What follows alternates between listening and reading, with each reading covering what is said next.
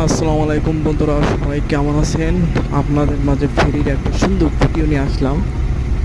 ভিডিওতে দেখুন bus truck এগুলো জ্যামে থাকে, কিন্তু নদীতে ফেরিও কিন্তু জ্যামে থাকে। তার একটা সম্পূর্ণ ভিউ আপনাদের মাঝে তুলে ধরলাম।